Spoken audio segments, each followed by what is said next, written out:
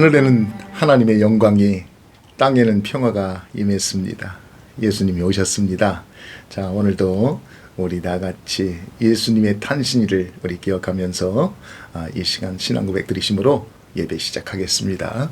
전능하사 천지를 만드신 하나님 아버지를 내가 믿사오며 그 외아들 우리 주 예수 그리스도를 믿사오니 이는 성령으로 잉태하사 동정녀 마리아에게 나시고 본디오 빌라도에게 고난을 받으사 십자가에 못 박혀 죽으시고 장사한 지 사흘 만에 죽은 자 가운데서 다시 살아나시며 하늘에 오르사 전능하신 하나님 우편에 앉아 계시다가 저리로서 산자와 죽은 자를 심판하러 오시리라. 성령을 믿사오며 거룩한 공회와 성도가 서로 교통하는 것과 죄를 사하여 주시는 것과 몸이 다시 사는 것과 영원히 사는 것을 믿사옵나이다. 아멘. 찬송가 115장 드리겠습니다. 찬송 115장입니다.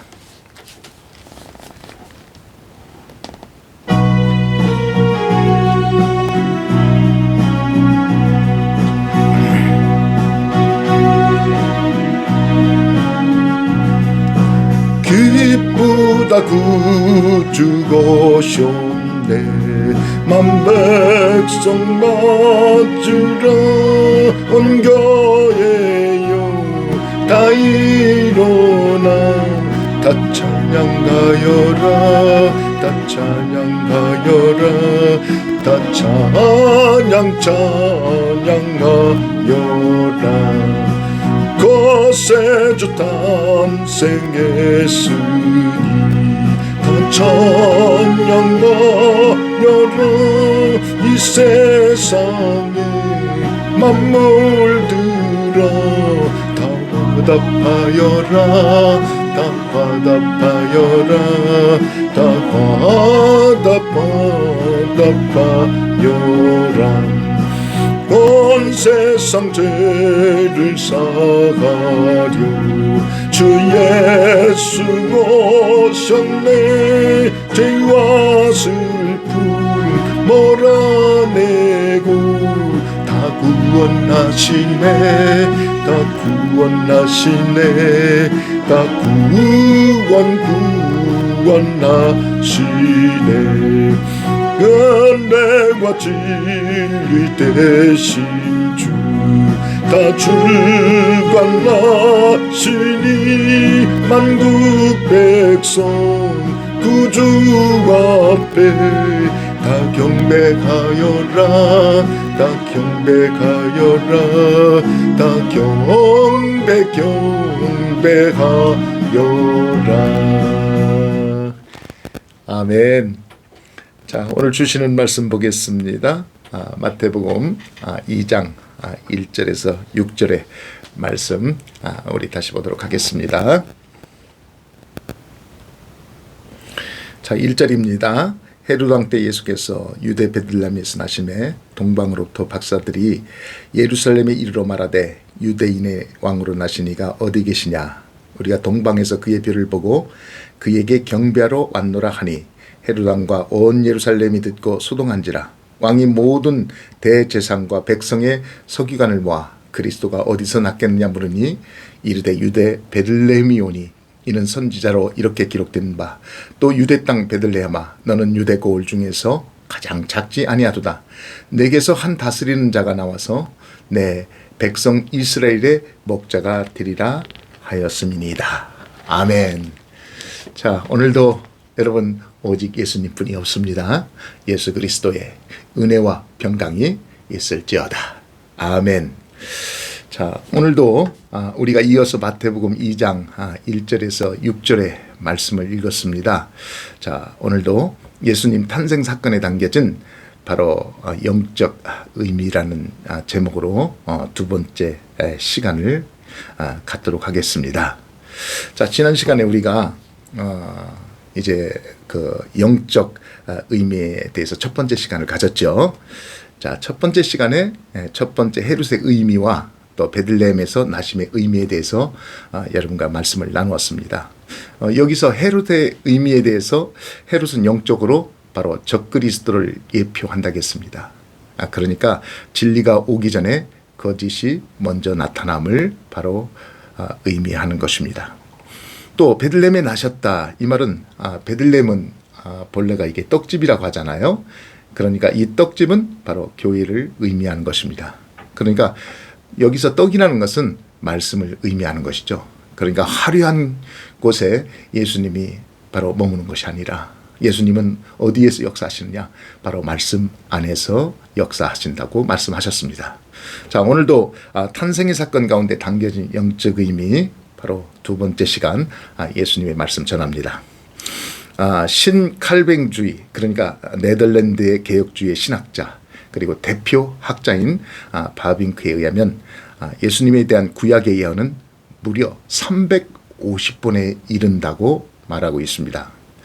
그러니까 성경은 처음부터 끝까지가 오직 예수님과 예수님을 통한 우리의 구원을 말씀하고 있다는 사실을 말하고 있는 것입니다. 다시 말해서 예수님은 이 땅에 그냥 오신 분이 아니라는 말입니다. 모든 말씀의 예언을 따라 실체로 오신 분이 바로 우리 예수님입니다. 오늘도 그 예수님의 이야기를 통해서 바로 심령이 뜨거운 역사가 일어나기를 주님의 이름으로 다시 한번 축원드립니다. 자, 오늘도 예수님 탄생 사건 가운데 담겨진 영적 의미 두 번째 시간입니다. 자, 세 번째 말씀 보겠습니다. 동방으로부터 박사들이 온 것에 대한 의미입니다. 자, 1절 말씀 우리 한번 같이 읽어보도록 하겠습니다. 동방으로부터 박사들이 예루살렘에 이르러 말하되. 자, 오늘은 동방이라는 단어가 나오죠. 여기서 동방은 문자적으로 보면 바벨론이라는 뜻입니다.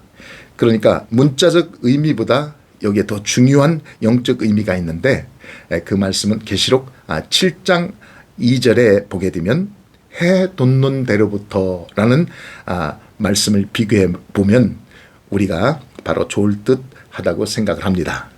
자, 계시록 7장 2절에서 3절의 말씀 보겠습니다.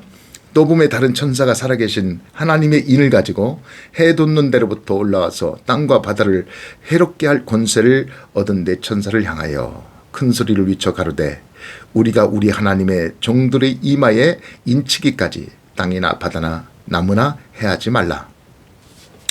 본문에 보니까 박사들이 동쪽으로부터 와서 예수님을 바로 경배한 것처럼 마지막 때는 바로 교회와 성도들이 바로 복음의 불길이 타오르야 된다는 것입니다.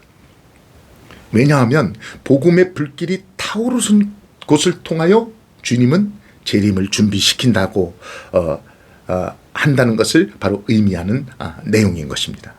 그러니까 다시 말씀드리면 바로 전해야 된다는 것이고, 잠든 자를 깨워야 된다는 것이고, 방황한 자를 바로 진리 안에 바로 인도해야 된다는 것을 말씀하고 있는 것입니다. 복음의 불이 타지 않는 곳에는 하나님의 예수님의 그 재림을 준비할 수가 없어요. 왜냐하면 깨달을 수가 없으니까, 알 수가 없으니까, 느끼지를 못하니까. 그러므로 우리가 바로 복음 전파하는 것은 곧 주님의 재림을 바로 준비하는 것이다, 이렇게 말씀을 드릴 수가 있는 것입니다. 여러분, 마태복음 28장을 보세요. 예수님의 유언과도 같은 내용 아니겠습니까? 19절에 보면요, 모든 족속으로 제자를 삼으라고 했어요. 또 마태복음 누가복음 24장 40절에 보면 여기도 모든 족속에게 전파할지라 했습니다. 또 요한복음 20장 21절에 보면 나도 너희를 보내노라 했어요. 또 마태복음 10장 8절에 보면 예수님께서 너희를 거저 받았으니까 거저 복음을 주라고 했어요. 또 사도행전 1장 8절에 보면 성령이 임하면 너희가 권능을 받고 온 유대와 사마리아 땅끝까지로 내 증인이 되라고 했습니다. 또 마태복음 24장 14절에 보면 모든 족속에게 전파하겠습니다. 또 고린도전서 9장 16절에 보면 내가 이 복음을 전하지 아니하면 내게 화가 오리다 라고 말씀하신 것입니다. 사랑하는 성도 여러분, 우리 모두는 바로 이 마지막 때 두 증인의 권세를 받아서 마지막 날에 주의 재림을 위해서 쓰임받는 주의 종들이 다 되시기를 주님의 이름으로 다시 한번 축원드립니다. 여기에서 우리가 두 증인이라는 것, 계시록에서는 두 증인을 바로 어떻게 말씀하고 있는지, 계시록 우리가 11장 1절에서 6절의 말씀을 보면 두 증인이 나오는데, 이것은 문자적으로 보면 두 사람이라기보다는 문법상 대표 단수라고 봐야 됩니다. 그러니까 단수 집합체라는 거예요. 이것을 바로 나타내고 있다고 말씀을 드릴 수가 있습니다. 우리가 그 유명한 주석가인 박윤석 박사의 주장처럼 용어는 단수명사이지만 집합명사의 바로 의미를 가진다고 했습니다. 그러니까 다시 말씀드리면 교회 많은 사역자들의 바로 집합체를 가리킨다. 이것이 바로 두 증인이라는 것입니다. 그래서 우리는 이 두 증인의 사명을 감당하는 바로 교회, 바로 성도들이 되시기를 다시 한번 예수 그리스도의 이름으로 축원드립니다. 여러분, 이 시대는 바로 성경을 보고 시대에 나타난 징조를 보게 되면 셈족의 시대다, 이렇게 우리가 말씀을 드릴 수 있습니다. 왜냐하면 셈족은 바로 아시아족의 바로 시대다, 이런 말이거든요. 다시 말씀드리면 바로 특별히 한국 교회를 향한 하나님의 바로 놀라운 계획이 있다는 것을 우리는 알 수 있습니다. 선교 바로 세계 2위를 달리고 있는 것, 이거는 정말 작은 나라로서, 그렇죠?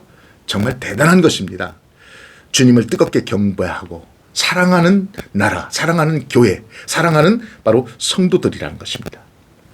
그러므로 오늘 동박 박사들의 경배가 여러분과 저의 경배가 되기를 간절히 소망합니다.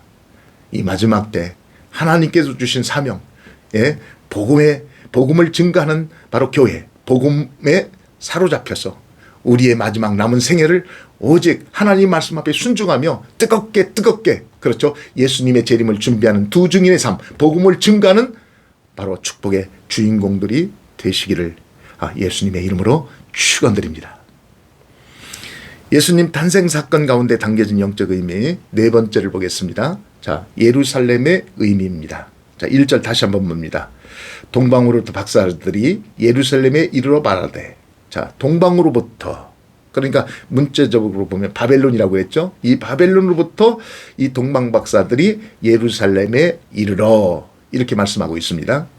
여기서 예루살렘이라는 것은 타락하고 형식적인 교회의 예표성을 갖습니다. 여러분, 베들레헴과 예루살렘은 대조적인 바로 의미를 갖고 있습니다. 당시 예루살렘은 구약 교회의 바로 본부였습니다. 그곳은요, 화려한 건물, 완벽한 의식, 제사장만 해도 400명이었습니다. 그리고 오랜 전통, 자랑할 것이 너무너무 많은 것이 바로 예루살렘 교회였습니다. 그런데 이렇게 자랑할 거리도 많은 예루살렘을 예수님은 바로 영접할 만한 아무런 신앙의 준비가 없었기 때문에 바로 예수님은 그곳을 찾지 않으셨습니다. 여러분, 예루살렘은 믿음의 집 떡집이 아니라는 사실입니다. 오히려 타락할 대로 타락한, 위선만 가득한, 다시 말씀드리면 말라버린 무화과 나무 같은 바로 곳이었다는 것을 말씀하고 있습니다. 그러나 오늘날 우리가 교회들을 보면은 왜 이렇게 예루살렘 교회가 아닌지 바로 말씀을 통해서 다시 한번 우리가 분별하면서 정치하는 교회, 종교 통합주의로 득세하는 교회, 교회의 자랑을 통해서 바로 교회 지도자들이 교만한 교회, 바로 이러한 교회를 하나님 싫어하신다는 것입니다. 아주 싫어하신다는 거예요. 이것을 바로 예루살렘 교회와 같은 교회로 하나님께서는 바로 찾아가지도 않고 보지도 않으신다는 것을 말씀하고 있는 것입니다. 주님은 결코 화려한 유형에 관심이 바로 없다는 사실입니다. 다시 말해서 진심으로 주님을 사모하는 교회, 사모하는 성도들만이 바로 주님을 영접할 수 있다는 것을 말씀하고 있는 것입니다. 계시록 22장 20절의 말씀을 보면 이것들을 증거하시니가 가라사대 내가 진실로 속히 오리라 하시거늘 아멘. 주 예수여 오시옵소서. 아멘. 사랑하는 성도 여러분, 자, 오늘은 예수님 탄생 사건 가운데 담겨진 영적 의미에 대해서 여러분과 말씀을 나누고 있습니다. 자, 세 번째는 동방으로부터 박사들이 온 것에 대한 의미입니다. 여기서 동방은 문자적으로 보면 바로 바벨론이라는 뜻이죠. 그런데 문자의 의미보다 더 중요한 영적 의미를 우리는 해 돋는 데로부터 온다는 비교의 말씀을 통해서 우리가 깨닫게 되었습니다. 그러니까 다시 말씀드리면 본문의 박사들이 동쪽으로부터 와서 예수님을 경배한 것처럼 이 마지막 때 복음의 불길이 바로 타오르는 교회를 통해서 예수님께서는 재림을 바로 준비하게 하신다는 것을 의미하는 말씀인 것입니다. 자, 네 번째 예루살렘의 의미는 예루살렘은 타락하고 형식적인 교회의 예표성을 가진다. 그러나 오늘날처럼 화려한 교회들 많지 않습니까? 화려한 그 교회에 예수님 머무지 않는다. 예수님 어디에 계시냐? 말씀 안에 바로 하나님께서는 머무신다는 것입니다. 그러니까 교회는 바로 우리의 힘을 자랑하는 것이 아닙니다. 교회는 어떠한 능력을 사람의 능력을 자랑하는 것이 아닙니다. 교회는 오직 예수님만 자랑하는 것, 예수님 말씀 앞에 순종하고 이 마지막 때 예수님의 재림을 준비하는 성령 충만한 바로 교회가 되어야 된다는 것을 우리들에게 말씀해주고 있는 것입니다. 사랑하는 성도 여러분, 여러분은 떡집 교회가 되시겠습니까? 아니면 예루살렘 교회가 되시겠습니까? 당연히 여러분은 떡집 교회가 되실 것입니다. 이 마지막 시대를 준비하는 여러분, 복음의 눈이 열리는 여러분, 말씀 앞에 순종하기를 원하는 여러분, 떡집 교회가 되시길 바랍니다. 떡집의 성도, 떡집에 거하시는 하나님과 함께 동행하는 여러분, 떡집 교회를 통해서 우리들에게 소망을 이루는 여러분, 예수님의 탄생을 통해서 다시 한 번 더 여러분의 신앙이 성령님 충만한 은혜가 넘치는 축복의 주인공들이 되시기를 예수님의 이름으로 축원합니다. 아멘. 무너질 수밖에 없었던 세상의 모든 것들이 이제 다시 주님의 재림을 준비하면서 다시 우리 모두가 복음의 열정을 가지고 예수님의 그 유언처럼 너희는 가서 모든 족속으로 제자를 삼으라는 예수님 말씀처럼 화려한 곳에 우리의 눈과 귀를 기울이지 않고 말씀 앞에 순종하면서 하나님이 계신 그곳에 우리가 순종하고 그 뜻을 우리가 감당하는 저희들이 될 수 있도록 예수님의 탄생을 통해서 우리를 깨우쳐 주심을 감사합니다. 너희는 가서 모든 족속으로 제사를 삼으라는 것, 복음의 열정적인 교회가 되라는 것, 이 마지막 주님의 재림을 준비하라는 그 주님의 당부의 말씀을 우리가 마음에 새기고 다시 한번 주님의 탄생 속에서 우리에게 베풀어 주신 은혜를 기억하며 하나님의 영광을 위해서 살아가는 저희들이 되게 하여 주시옵소서. 다시 오실 예수 그리스도의 이름으로 축복하며 간절히 기도 올려옵나이다. 아멘. 주님 가르친 기도로 마치겠습니다. 하늘에 계신 우리 아버지여, 이름이 거룩히 여김을 받으시오며 나라에 임하옵시며 뜻이 하늘에서 이룬 것 같이 땅에서 이루어지이다. 오늘날 우리에게 일용할 양식을 주옵시고 우리가 우리에게 죄 지은 자를 사해 준 것 같이 우리 죄를 사하여 주옵시고 우리를 시험에 들지 말게 하옵시며 다만 악에서 구하옵소서. 대개 나라와 권세와 영광이 아버지께 영원히 있사옵나이다. 아멘. 예수님 감사합니다.